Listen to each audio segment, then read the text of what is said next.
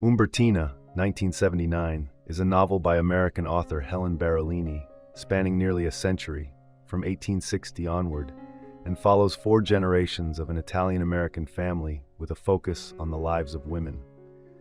Loosely inspired by Barolini's own family history, the novel was shaped by her efforts to write about her grandmother.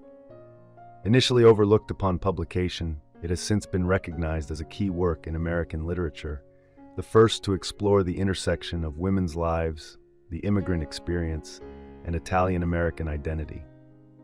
Barolini was honored with the 1984 Americans of Italian Heritage Award for her contributions to Italian-American literature. The novel opens in the 1970s with Marguerite, an American woman living in Rome. While in therapy, Marguerite expresses feeling lost and directionless despite her comfortable life. She admires the primitive strength of her maternal grandmother, Umbertina, whom she envies. Part 1, titled Umbertina, 1860–1940, introduces us to Umbertina Nenci as a 16-year-old girl in rural Calabria, Italy, where she works as a goatherd. Her family shares a cramped, one-room stone cottage. Her father, Carlo, is a farmer, renting land from the wealthy Baron Mancuso de Villerba, who takes a large portion of the family's harvest and seldom visits. Umbertina is courted by Josue, an apprentice charcoal burner from a neighboring village. He gives her a handmade tin box in the shape of a heart to store her knitting needles, but Umbertina is unable to marry him. Her father has arranged for her to marry Serafino Longobardi, an older soldier who can offer her a more comfortable life. In preparation for her wedding, Umbertina asks Nelda, the priest's housekeeper, to weave a matrimonial bedspread for her. She also requests a sprig of rosemary, hoping that after the wedding she will be able to afford chicken to cook with it. Nelda reminds her of an old saying, "Where rosemary grows, the women of that house are its strength." After marrying Serafino, Umbertina has 3 children and settles on a small farm. However, rising taxes, high interest rates, and poor soil lead to financial struggles. Determined to improve their circumstances, Umbertina convinces Serafino to emigrate to America. The family packs their belongings onto a donkey and joins a caravan of other emigrants bound for Naples, where they board a ship to New York. Upon arriving in New York, they face harsh conditions in the Italian ghetto. Umbertina works as a laundress, while Serafino does manual labor. They lose their savings at an immigrant bank, and Umbertina sells her cherished bedspread to a social worker. With the proceeds, the family moves to Caddo, New York, following some old friends from Castagna. There, Serafino finds work at a rail yard, and the family begins their new life in America.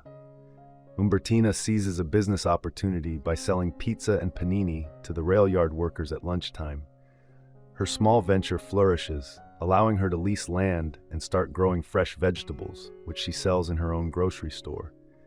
While expanding her business, she continues to have children, 5 more in total, including Marguerite's mother, Carla. As her business thrives, the family grows wealthier and becomes more integrated into American society. However, as Umbertina ages, illness takes its toll. In her final hours, she has a vivid vision of the bedspread she sold, and as she passes away, she asks her son to bring her a cup of water from a fresh spring in Castagna. Part 2 shifts back to Marguerite, who has just graduated from college and is searching for a meaningful direction in her life. While traveling in Italy, she meets Alberto Morosini, a poet from a wealthy Venetian family who is 2 decades older than her. They marry, sharing a vision of an artistic life. Together, they live between the United States and Italy, raising 2 daughters. While Alberto's literary career flourishes, Marguerite's artistic ambitions fade as she takes on most of the responsibility for the home and children. At the age of 42, Marguerite embarks on an affair with a younger writer, using her literary connections to advance his career. In Part 3, the story shifts to Marguerite's daughter, Tina, who learns of her mother's death in a car accident. Tina travels from New York to Rome for the funeral, bringing with her the tin heart, Giosue's gift to Umbertina, that she has carried throughout her life. Like her mother, Tina is a student struggling to find her calling.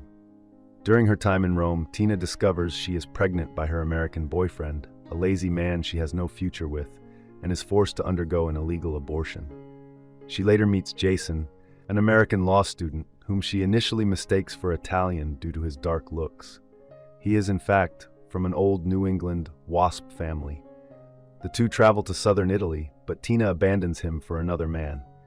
While in Castagna, she unknowingly meets a descendant of Josue.